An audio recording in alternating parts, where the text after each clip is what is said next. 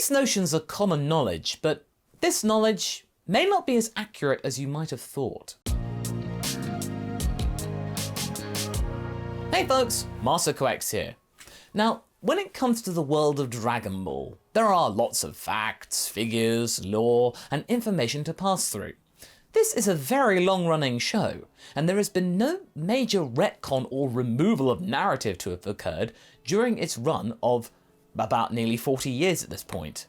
As a result, it has brought about many different and interesting facts and ideas. But then again, there is a lot of misinformation or misrememberings to have come about from all of this. And what muddied the waters, as it were the early days of the English dub the most. Back in the day, producers and dubbers into English were less inclined to keep to the original story, instead choosing to adapt scripts to make it more palatable to Western audiences simply, or basically remove anything odd or unusual or not American, perhaps not suitable for their target demographics as well. Curse you focus groups. So, as a result of all of this, things got changed considerably, but became so ingrained with early fans that they somehow became part of the fabric of the show anyway. It seems that the phantom of playground rumours and well-established facts is still rising over the passage of time. These things just simply won't go away. Things may not have been true or keeping with the original vision of Toriyama, and yet they're still being sustained and proliferated.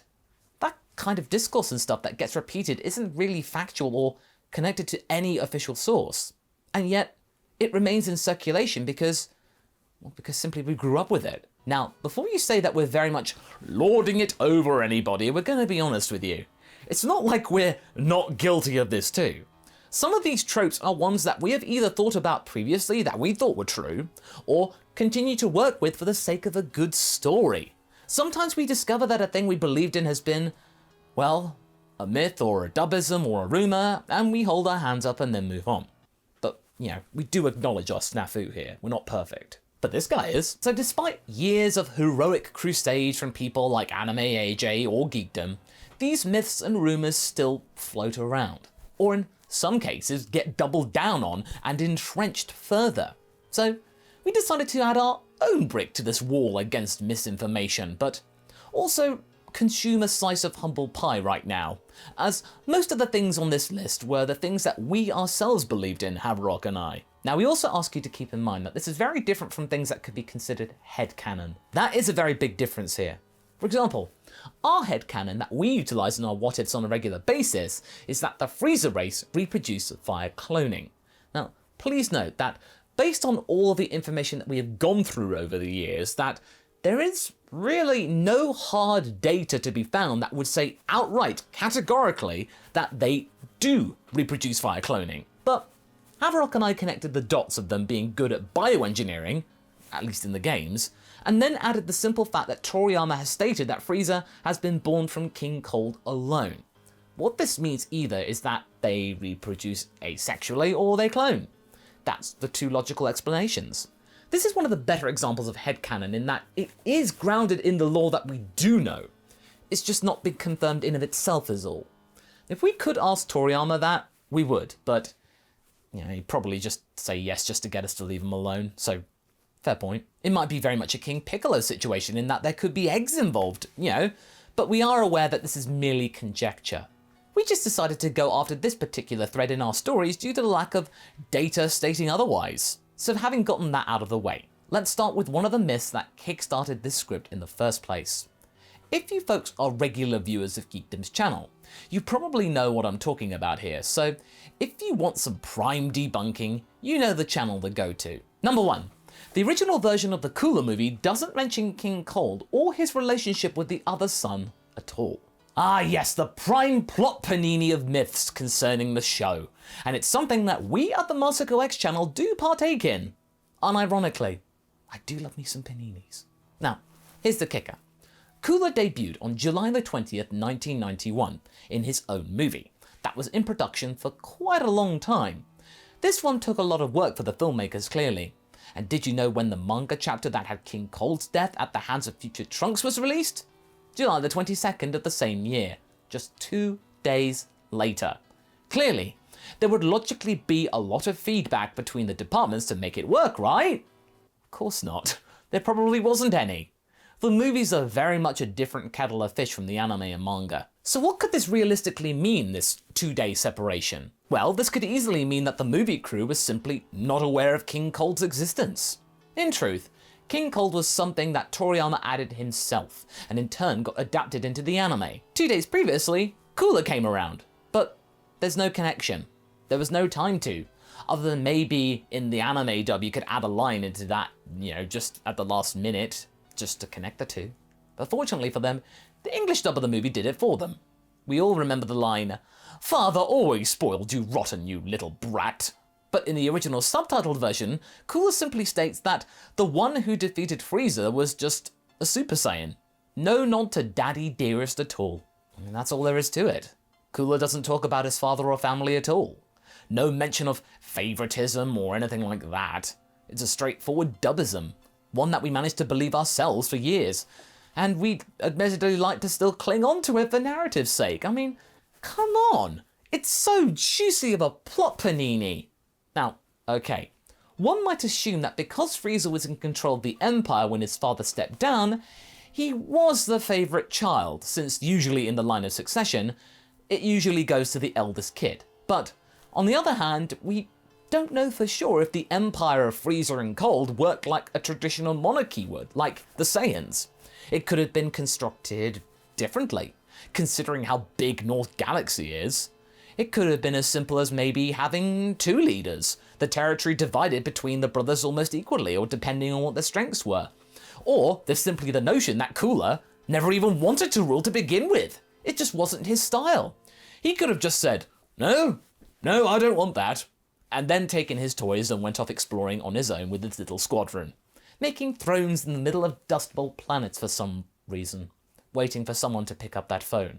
Of course, the later media has gone on to give Cooler some sort of a Frieza complex, come the Super Dragon Ball Hero series especially, the whole "if my brother can do it, then so can I" motif. But it has never really mentioned the whole bit about Cold preferring one son over another still. That plum is still very much in the realms of the dub, and we assume that it became an integral part of his character, but no. Turns out the fans have done that, because the DBA version is very much grounded in that notion. And while it is still a misconception that people really should be aware of, we as a fandom collective, we've sort of accepted it anyway, even though we're aware of the truth, because it fits the guy and kind of made for good storytelling, even though it had little to no sense from a production point of view. Number 2, Kid Buu is not the strongest Buu. Yeah, this one tends to be confusing for a lot of people, including ourselves initially. This is due to the fact that most of the time within this series, Dragon Ball likes to follow a simple rule of thumb. Every saga has a stronger opponent than the previous one. Even the minions are stronger. So the final enemy, well, that should be the strongest, right? All transformations are stronger than the previous one. Well, not in this case, if we think logically for a second. Okay, so Super Buu had absorbed Gohan, Piccolo, and Gotenks, right? Right. All the while, still having a good Buu inside of him, getting stronger and stronger.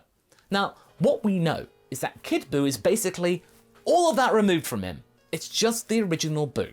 The important thing being is that the removal was including the part of good Buu, innocent Buu, which is, as we learned, kind of representing the Grand Supreme Kai's remains and good nature. I mean, they've been together for millions of years, they've sort of become one and the same. But Super Buu is scared of this prospect of having that removed. He begged for Vegeta not to remove good Buu from himself because he knew that he would not only lose all sense of self that he became used to over millions of years, but he knew he'd be weaker, less focused, and because his mind would become totally chaotic. I mean, in a way, his mind would cease to exist. That's scary for anyone to think about, losing your marbles. What makes you you is gone. And Super Buu, he had a very big ego. That must have been horrifying to him. Kid Buu, from what we see, is more like a power carved into a humanoid body, without a self-preservation instinct to go with it. It's only focused on destruction, which makes him unpredictable and dangerous. That's scarier than something like Super Buu.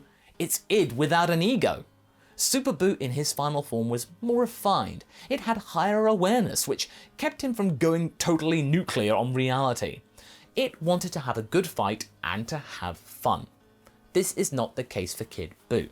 This thing's not as powerful as Buuhan, which the fandom usually refer to as the strongest Buu, but its viciousness makes him a far greater threat. It's quite brilliant, actually. The final boss is pure chaos. And that was a very big thing in the 90s, to fight against emotion in some kind of shape or form, you know, just a big blob or thing that represents chaos, symbolism and all that. For Super Buu, conquering and fighting the galaxy was a slow burner. For Kid Buu though, oh, he'd grill the Sea of Stars right away, instantly if he could, especially with no supervision. Number 3, last names and surnames are confusing. So, we all know that Son is Goku's last name, right? Right. As he was adopted by Son Gohan, he was then given the family name. In Japanese, the surname usually comes first, thus Son Gohan, Son Goku, and Son Goten. It's basically in reverse to what we're used to. Only the closest friends get to call him just simply Goku, with many people just going for the full name, and in a couple of rare cases they just use Son, like Piccolo and Tenshinhan. But our protagonist is not the only case for this confusion. Typically, Dragon Ball characters get about with just having one name. The Son family are a very big anomaly to the norm. However, the Capsule Corp lot throw up their own oddities. Everyone for sure remembers Dr. Brief here, yeah? Also called Briefs in some versions of dubs and whatnot, due to some versions wanting to avoid the plural translation for obvious reasons. Well, we can sometimes see that Brief or Briefs is thought to be the family surname. You know, the Briefs family. But it's not. It's just his name. Most of the Dragon Ball characters do not have surnames, so if you hear that they do, it's most likely not to be true. With the exception of Goku and more recently Mirus, though it's probably something he was given for his mortal life, so yeah. It's not Bulma Briefs or Bulma Brief, she's just Bulma through and through. Or maybe to some, like Dr. Bulma. That is something that Dragon Ball Super did help clear up, so credit where credit's due. It's Dr. Bulma. Another case of cultural confusion. And before you say anything, we did actually use the phrase the Briefs family in some of our previous videos, but that was more just to kind of give them a single name, an umbrella term, make it easier to refer to them as a group, rather than talking about them as their de facto surname still.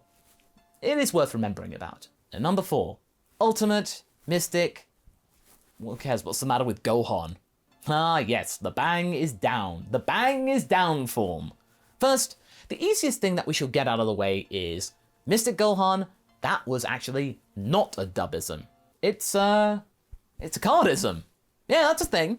This name appeared only in the DBZ collectible card game by Score Entertainment, and it's by no means an official name for the form. Not even the dub called him Mystic. It's probably something that got overlooked during approval from Funimation, Toei, and the like back in the day. You know, it's a card of Gohan, there was no official English name for Ultimate Gohan, or Potential Unleashed at the time, so there was no guideline to be had, so, oh cool, Mystic Gohan, sounds great, roll with it. The two forms that seem to be more correct are, like we just said, Ultimate form, then of course from the video games we got Potential Unleashed. The name is the easy part. Now, some people claim that Gohan doesn't need to tap into that form, that he has it all the time. I remember seeing that fact on websites back in the early 2000s, that he exists in that form all the time. Even when he's just laying down on the sofa having a nap, he's always increasing his power and all because his potential's been unleashed. And see, that's the confusing part, because this is actually sort of how the form was advertised to us back in Z, and it's never really been clarified upon since. He was Ultimate Gohan. End of. While there still is the transformation to end all transformations, later entries into the franchise such as Battle of Gods, Resurrection F, as well as the Universe Survival arc have actually shown us that if Gohan doesn't train, he can lose the form, lose his potential, and then be only able to use Super Saiyan, and heck, not even Super Saiyan 2. Basically, he needs some time to be able to tap back into the ultimate form again, which he does do, and has since been able to maintain come the Moro Saga. Yes, when he does tap into it, he can stay in it permanently. That's actually a pretty cool trait. There's no stamina drain, but you can fall out of the form if you're not active enough. So, in short, Gohan, use it or lose it. So yeah, both statements of having and not having to transform in that form are true, to some extent. If you use it all the time, you can easily keep it up. But once you allow it to wear off, getting it back again seems like a very hard task without proper preparation. And yeah, here they are. At least just 4 myths that caught our attention and required some analysis. Did you catch us using some other myths in some of our other videos? Do let us know. We'd love to address that in a future video, so leave your comment below and let's get this discussion going. And I shall see you in the next video. Catch you later!